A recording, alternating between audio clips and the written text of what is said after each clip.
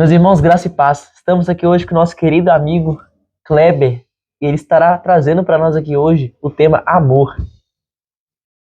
Graça e paz, como é que você está? Tudo bem? Espero que nós possamos caminhar um pouquinho nas páginas da leitura bíblica para que a gente possa entender essa tão importante palavra chamada amor. Deus disse que amou o mundo através da sua palavra e ele enviou o seu Filho unigênito para que todo aquele que nele crê não pereça, mas que tenha a vida eterna. Jesus saindo da água, ele diz: "Esse é o meu Filho, que amo, em quem tenho prazer." Então são inúmeras as passagens aonde se fala do amor. Existe um capítulo na Bíblia justamente que fala somente do amor. Paulo começa a escrever essa passagem para aos Coríntios, e ele dedica um capítulo inteiro falando dessa passagem justamente, amor. Vamos começar então? Vamos começar. Bom, a primeira pergunta que temos é: o que a Bíblia nos diz sobre o amor de Deus? Henrique, a Bíblia é muito vasta no sentido de falar sobre o amor de Deus. Nós sabemos que a Bíblia foi escrita no Novo Testamento em grego, e a palavra grega para amor tem vários significados. E nas inúmeras palavras que falam sobre amor, existem algumas.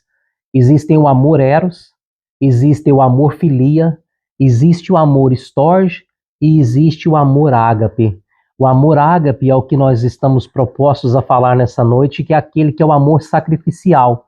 É o amor incondicional, que vai além de fronteiras e barreiras para alcançar alguém. Esse amor foi o que levou Jesus a vencer o Getsêmani para ter a oportunidade de levar a mim e a você, para que um grande dia nós possamos estar com Ele. Amém. Amém? Amém. Então, vamos lá falar na palavra de Deus. 1 Coríntios, capítulo de número 13, Paulo deixa esse capítulo para falar justamente do amor. E ele começa dizendo que se eu falasse a língua dos homens e dos anjos e não tivesse amor, eu seria como um sino que soa e como um metal que soa e como sino que tine, ou seja, simplesmente barulho. Não faria nada mais do que esse, porque o amor é como uma argamassa que une as partes, seja para a nossa parte ou a parte de Deus, que nos traz o relacionamento, a intimidade com Deus, o que nos faz entrar em um quarto para passar tempo com o Senhor é o amor. O amor tudo crê, o amor tudo suporta. E como está escrito na palavra, ele começa e ele diz: ainda que eu tivesse, no versículo de número 2 do capítulo de número 3 de 1 Coríntios, ele diz: ainda que eu tivesse o dom de profecia, conhecesse todos os mistérios e toda a ciência, ainda que tivesse toda a fé, maneira tal de que transportasse os montes e não tivesse amor, eu nada seria. Ele continua dizendo: ainda que se distribuísse toda a minha fortuna para o sustento dos pobres, e ainda entregasse o meu corpo para ser queimado, e não tivesse amor, para nada disso aproveitaria. O amor tudo sofre, o amor é benigno, o amor não inveja, o amor não trata com leviandade. Leviandade é julgamento precipitado. Toda pessoa que você vê julgando o outro com julgamento precipitado, o nome disso é leviandade. E quantos de nós não cometemos esse pecado? Então ele continua dizendo: e não se ensoberbece. Ensoberbecer é deixar o orgulho entrar na sua vida. O orgulho, a Bíblia fala que é o princípio da queda. Ou seja, quando o amor acaba e o orgulho dá lugar a esse espaço que era preenchido pelo amor, o homem está sujeito à queda. Esse é o ponto principal, aonde que você tira o amor para deixar o orgulho. Talvez pelo título que temos, talvez pelo poder que é nos dado, talvez pelo dinheiro que nos corrompe. São tantas as entradas, tantas as portas que o orgulho pode entrar. Então, a Bíblia fala que o Senhor exalta ao humilde, não é aquele que é humilhado. Muitas pessoas têm um ditado muito equivocado que diz: os humilhados serão exaltados. Não, aquele que se humilha, o Senhor se exalta. Você só consegue humilhar sendo de alguma forma constrangido por outra pessoa se você entender o amor. Porque Jesus, como o nosso mestre do amor, que nos ensinou tantas coisas, Jesus, quantas vezes foi maltratado, quantas vezes foram liberadas palavras contra a vida dele, e ele na cruz do Calvário mesmo, ele diz, perdoa, porque eles não sabem o que fazem. Somente um homem com amor, que vai além do nosso entendimento, consegue fazer algo assim. E é para esse lugar que nós precisamos caminhar. E somente nos humilhando cada dia mais é que esse amor vai crescer dentro de nós. Então não tem como ser orgulhoso e ter o amor ágape É impossível. ao mesmo tempo. É impossível porque o amor ágape é aquele amor que ele transcende. Ele vai além do meu querer. O amor, Henrique, ele não é um sentimento. O amor é uma decisão. Eu escolho, a minha decisão é amar o meu próximo. Eu posso ser machucado, então, pelo sentimento da dor, talvez eu não ame você. Entende? Não pode ser um sentimento, o amor precisa ser uma decisão. Porque eu decido amar. Jesus decidiu amar. Muitas vezes você que é casado, às vezes você não tem vontade de fazer o que sua esposa fala para você fazer. Mas se você decide cumprir o seu papel de sacerdote, você está demonstrando para ela o que Deus te mandou fazer. Amar as vossas mulheres assim como Cristo amou a igreja. Então, o amor não é um sentimento, não pode ser um sentimento, ele vai muito além do que possamos sentir. É uma brincadeira que muitas pessoas fazem, que o sentir é o 10º dom, sentir de Deus, e quantas pessoas não sentiu de Deus em terminar o seu casamento? Não existe essa do 10º dom. Existem 9 dons que a Bíblia expressa especificamente, mas se você for pegar a Bíblia para ler, existem mais de 50 dons que falam na palavra de Deus. Mas o sentir de Deus, meu amigo, pode te levar para um lugar onde o amor não está. O amor é uma pessoa. Esse amor chama-se Deus, porque Deus é amor. Amém, meu filho? Amém. Mas vamos lá. Como é que eu sei se eu estou vivendo esse amor de Deus? Pergunte-se para você mesmo. Como é que você sabe se você está vivendo o amor de Deus? A resposta está no mesmo capítulo que nós estamos mencionando aqui. 1 Coríntios, capítulo de número 13, versículo de número 11. Vamos ler? Vamos. Diz a palavra do Senhor assim, olha. Quando eu era menino, falava como menino, sentia como menino, discorria como menino, mas logo que cheguei a ser homem, acabei com as coisas de menino. O menino, ele faz birrinha, faz pirraça.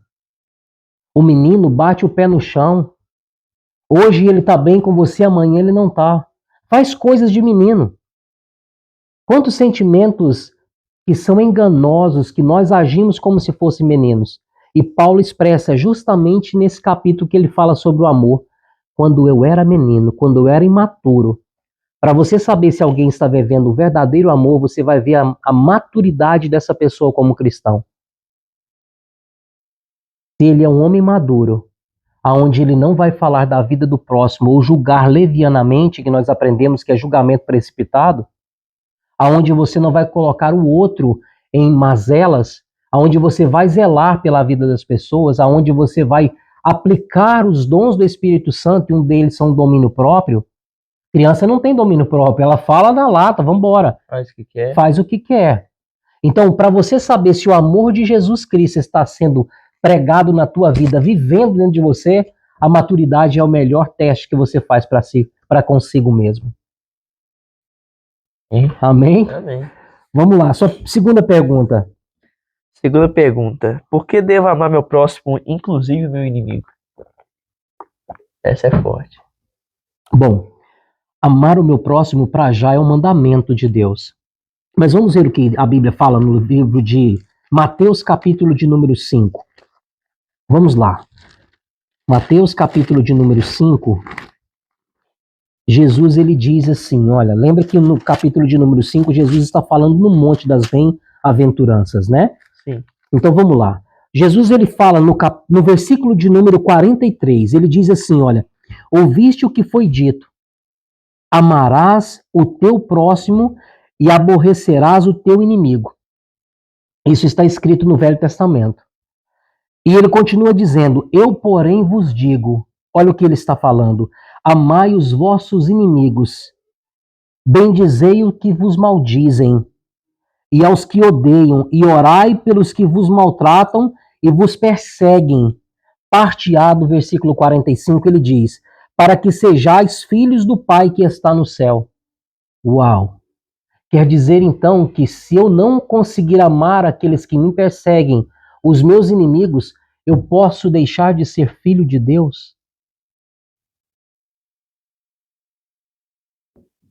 Se eu não conseguir amar como Jesus amou, lembra que Jesus teve vários inimigos nessa terra. E os seus algozes conseguiram levar o sacrifício de Jesus a um lugar tão quase insuportável que Jesus, ele no meio do caminho para cumprir o propósito que ele veio para nos resgatar para o Pai, ele caiu 3 vezes na via dolorosa. Então não foi algo fácil de ser digerido na sua mente, ele teve que orar, ele suou gotas de sangue por mim e por você. E ele foi até o final. Meu recado para você é, vá até o final.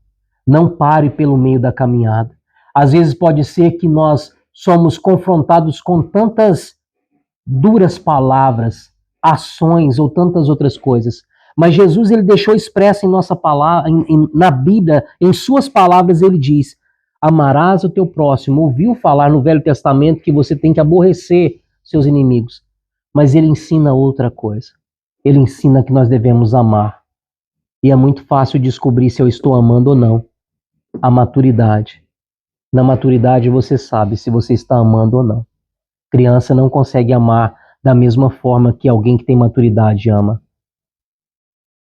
A verdade é que as crianças, elas conseguem amar de uma maneira que nós adultos muitas vezes não conseguimos. Você dá um tapa numa criança agora, e depois de 2 segundos você passar e pedir desculpa para ela, você me perdoa, ela consegue te perdoar. Por isso Jesus diz, vinde a mim as criancinhas. Mas agir como menino, Jesus não está falando das crianças, mas está falando como meninos. Os meninos são aqueles que já cresceram um pouco mais, mas que já têm maldade em seu coração. Entende? Criança não tem maldade, ela é pura. Mas a partir que nós vamos crescendo, por tantas e tantas coisas, nós vamos mudando a nossa maneira de pensar. Por isso Paulo escreve, quando eu pensava como menino, agia como menino. E agora que sou maduro, eu deixei as coisas de menino para trás. Vamos lá. Mateus capítulo de número 22, diz a palavra do Senhor assim, Henrique. É muito interessante a palavra de Deus. Vamos lá. No versículo de número 22, 36 ao 40. Mestre, qual o grande mandamento da lei? Jesus disse-lhe, amarás o Senhor teu Deus de todo o teu coração. Não pode haver reservas. Não pode ter reservas.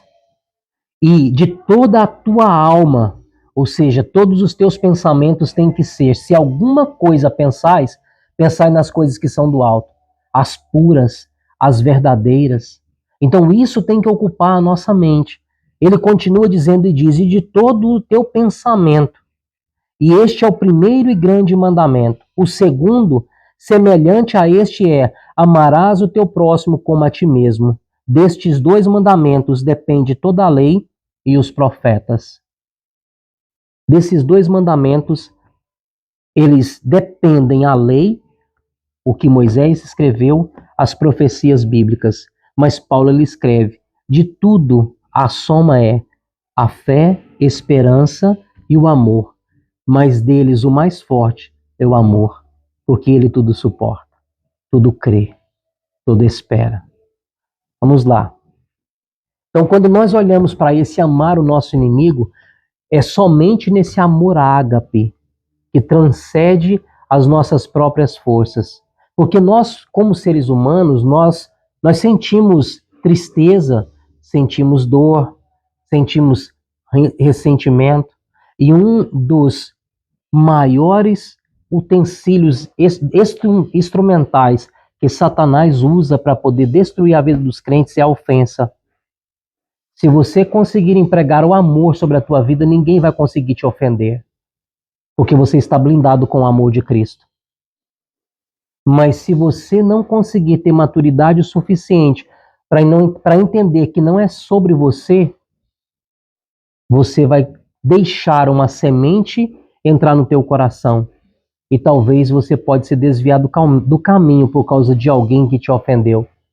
Quantas pessoas deixaram de vir à igreja por causa de homens? Quem deixa de vir na igreja por causa de homens, Henrique, provavelmente nunca veio nela por causa de Cristo. Porque o amor tudo crê, tudo espera, tudo suporta. Por amor, você permanece.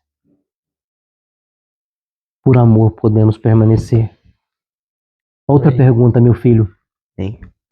Bom, a nossa terceira e última pergunta é: qual a importância do amor para o cristão?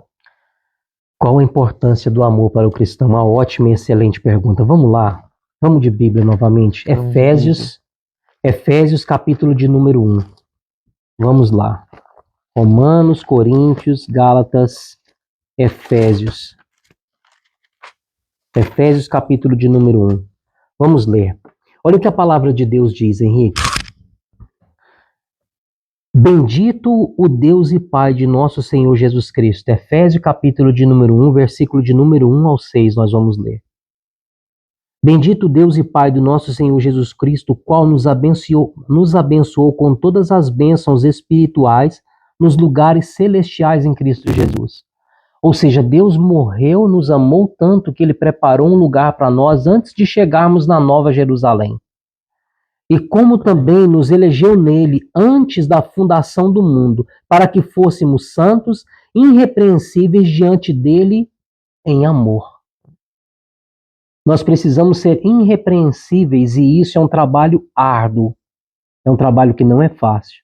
Todos nós somos feitos do mesmo material, carne e osso, sentimentos, pensamentos. Por isso Jesus deixou algumas instruções para nós na palavra de Deus.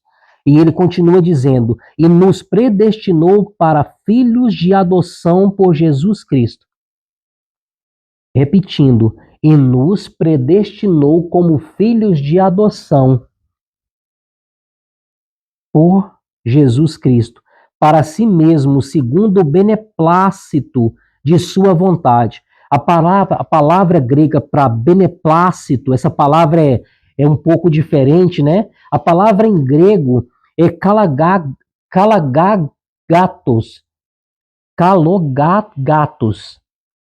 significa consentimento. Ou seja, o consentimento de Deus, a permissão de Deus, a vontade de Deus fez com que nós fôssemos adotados como filhos de Deus. Ele escreve, eu vim para aqueles que eram meus e eles não quiseram. Mas ele nos adotou como filhos de Deus. Biologicamente, quantos pais já rejeitaram os seus filhos?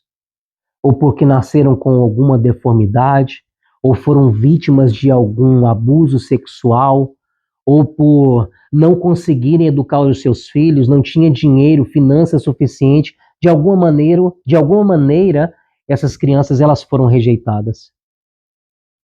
No Império Romano, tinha uma história muito interessante. O Império Romano, os pais, muitas vezes eles rejeitavam os seus filhos. Os imperadores e tantos outros homens, senados, eles rejeitavam os seus filhos. Filhos biológicos. E o que acontecia? Você, quando adotava uma criança, você de maneira alguma você poderia rejeitá-lo. O filho biológico, por alguns motivos, ou por deficiência, ou por abuso, ou por tantas outras coisas, eles deixavam para lá. Mas na cultura romana, não. Uma vez adotado, não se podia mais trocar. Aquele era adotado. Por isso que a Bíblia fala, aquele que vem até mim, ou seja, aquele que eu atrai o coração dele, eu adoto como filho, de maneira alguma eu o rejeitarei. Paulo escreve as cartas para o povo de Roma, e é por esse motivo que ele fala sobre a adoção. Eles entendiam. Porque ele entendia na linguagem que aquela cultura esparramada pelos quatro cantos, através do Império Romano, ficava de forma didática fácil de entender. Por isso Paulo diz, que, como os imperadores rejeitavam seus filhos biológicos por alguma deficiência, alguma coisa, adotivos não se podia fazer assim. Uma vez adotado, adotado para sempre. Aconteça o que acontecer, ele tinha todos os direitos e os privilégios de um filho comum. Porém, ele não poderia ser rejeitado, porque passava por um longo processo até que aquele filho venha a ser adotado. Muitos desses filhos adotados viraram imperadores do Império Romano. E os biológicos, muitas vezes. E muitas vezes os biológicos eram rejeitados, porque nasciam com deformidade e tantas outras coisas. E então, Paulo, conhecendo essa cultura romana, ele fala justamente para nós, ele fala sobre essa adoção. E Jesus, ele expressa na sua palavra. A única maneira que você lê o que está escrito na Bíblia para você ser tirado dos rolos dos adotados por Deus para ser filho dele, é aquele que não consegue amar o seu inimigo. E quando você não consegue amar, você é privado do lugar que você deseja estar um dia, juntamente com o seu Senhor Jesus Cristo. Então, o amor de Deus, ele nos constrange. Eu não sei qual foi o buraco que Deus te arrancou, qual é a dor que você passou, como você chegou na igreja, mas eu quero te dizer algo muito importante para você. Seja o que aconteceu na sua vida antes ou agora, Deus te vê como homem e mulher de Deus. Ele te vê como um filho amado. E assim como ele disse para Jesus, saindo das águas do batismo, esse é meu filho amado em quem eu tenho prazer, Jesus olha para você e diz, eu tenho prazer na sua vida. Foi por isso que ele abriu mão do céu para vir à terra cumprir um propósito, trazer você de volta para os braços do Pai. E o Espírito Santo de Deus, que consegue te trazer entendimento e nos ensinar a entender qual é o processo da nossa chamada como propósito. É o Espírito Santo que te convence do pecado, da justiça e do juízo eterno. Eu quero te dizer algo. Ele te ama, o Senhor Jesus, ele te ama. E por isso que ele não te deixou órfão. Órfão é alguém que não tem pai. Mas como nação eleita, sacerdócio santo, ele tem para você um chamado. Filho, vem, eu estou te esperando. Deus abençoe sua vida, te dê forças para continuar.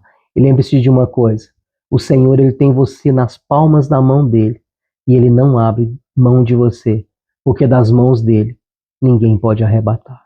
Deus te abençoe em Cristo Jesus. Amém. Amém. Amigo, muito obrigado. Amém. Por estar nos ajudando, Amém. Respondendo todas essas perguntas. Amém. Deus abençoe sua vida. A nossa. Obrigado. Obrigado você pelo carinho, Amém. Pela oportunidade de estar junto com vocês. Amém. Vai estar aqui mais vezes também. Amém. Estamos aqui para servir. Meus irmãos, queremos agradecer você que ficou aqui até o final. Pedimos para que você venha enviar para seus outros irmãos, seus amigos, que esse vídeo venha chegar a muitas pessoas, venha tocar no coração de muitas pessoas. Amém, Jesus. Um assunto muito sério que todos nós devemos aprender, não importa se você tem 10 anos de crente, você começou ontem, se você nem começou ainda, mas que esse vídeo venha tocar o seu coração. Amém, Jesus. Amém.